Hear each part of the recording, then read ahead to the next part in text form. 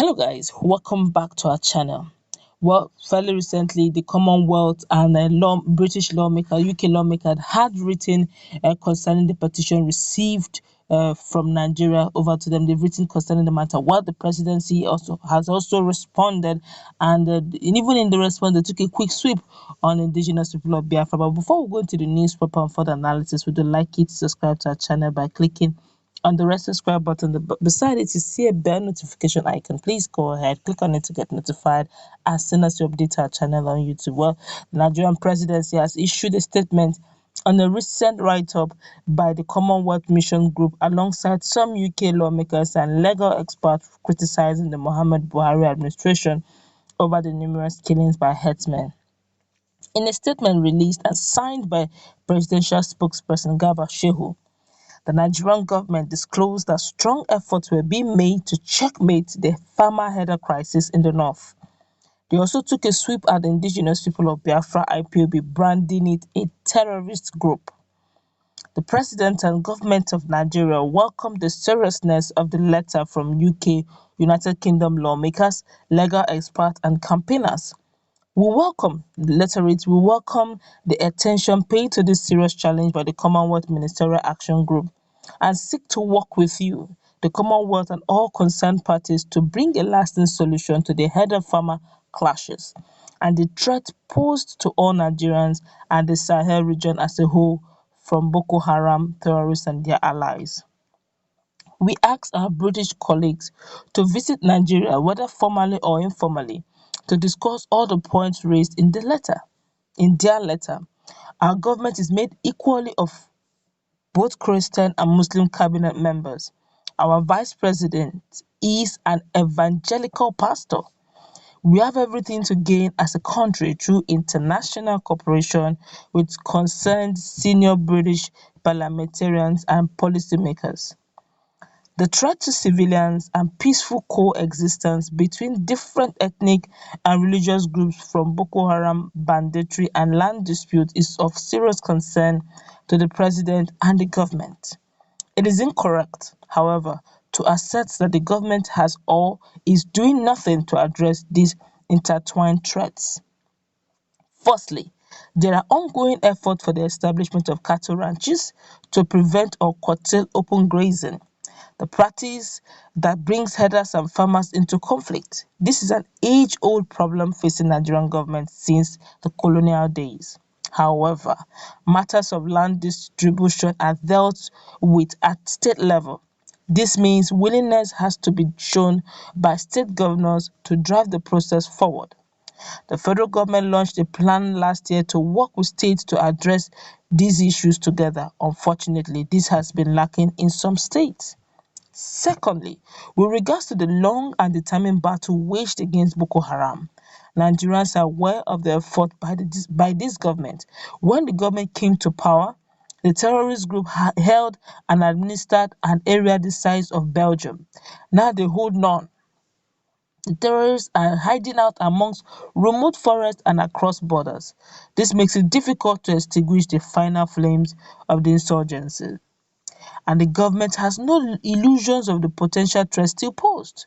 However, the progress made cannot be denied. Thirdly, in the face of rising crime and insecurity, the government's new community policing initiative was launched this month. About 10,000 new constables are being recruited from the areas they will safeguard as opposed to past practice. The government hopes this will bring policing closer to the local communities. 13 billion naira has been earmarked for this initiative. At the same time, as we take note of the lawmakers' letter, it is also important to stress to our partners and colleagues in the United Kingdom that not all who press them have the best interest of either democratic governance or peaceful coexistence in mind. For example, the former Nigerian Chief of Army Staff, named and quoted in the letter as a source of military matters, relinquished that position some 40 years ago. That's in 1979. He was last in the government position for 17 years ago in 2003 as the Minister of Defense. At that time, religious and ethnic riots erupted in two states of the Federation, that's 2001 and 2002. These were violently and ruthlessly put down by the military under his authority, leading to the loss of thousands of lives and the displacement of some further 50,000 persons. He is therefore not a natural source of pressure for good governance. Another signatory to the letter is well known to be associated with the indigenous people of Biafra (IPOB), a Nigerian blacklisted terrorist group. The IPOB are running a well-known source of financing, unknown still, internationally campaign intended to damage the reputation of Nigeria and its government in order to further their cause of independence, he wrote. He jumped bail in Nigeria. He frequently travels on Nigerian passport but urged his supporters to burn their passports. The IPOB barely mentioned their aims in their publicity. Neither do they mention that their own leadership do not claim to be Christian. Yet their media and lobbying campaign has focused exclusively on promoting matters related to Christianity in Nigeria, promulgating false claims that a government with 50% of its cabinet and 50% of its state governors who are Christians somehow works against Christians. We call on the British friends we call on our British friends and colleagues to join us in addressing genuine solution, not ponder on agents of anarchy.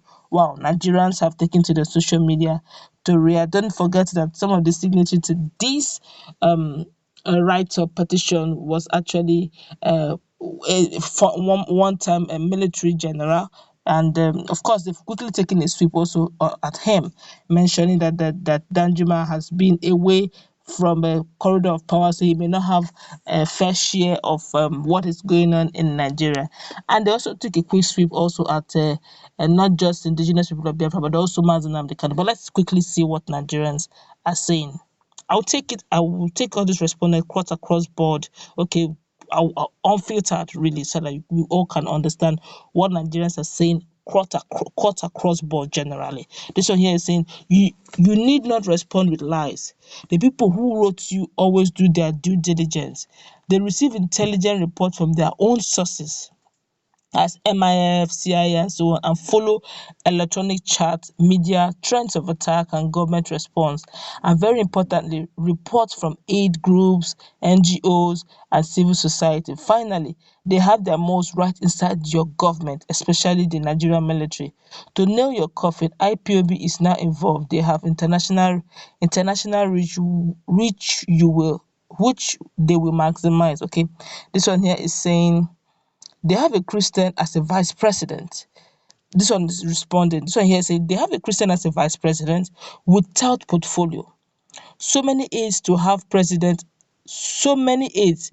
president are more powerful than the vice president. And the country recruits terrorists into their army. A government with more than 90% of its chief of staff as Muslims. This government will continue to live in denials. Nigeria has never ever been this divided before along ethnic and religious lines. Instead of living in denial, the government should redress her step and build a united economy for all. Okay, this one here is saying you used your vice then as a running mate to be able to get vote. This one here is saying you are looters, and I don't know what this one is trying to say. This one here is saying you are just lying. We all know the truth. This one here is saying uh, crooks, dictators, looters, you came in to loot and destroy Nigeria, reporting from middle belt of Nigeria. Okay, this person is in middle belt and is saying that these guys are, but let's just continue and see what Nigerians are saying generally. This one here is saying the presidency and their cohorts have courage to defend this indefensible lie. Okay, this one here is saying well written response to British Parliament. Let there be a public hearing so that Nigerian government and other Nigerians who feel that the APC-led government in Nigeria is a jihadist in almost all of its undertakings and Christians are the target. Let government pursue this line of action. Enough is enough of the propaganda.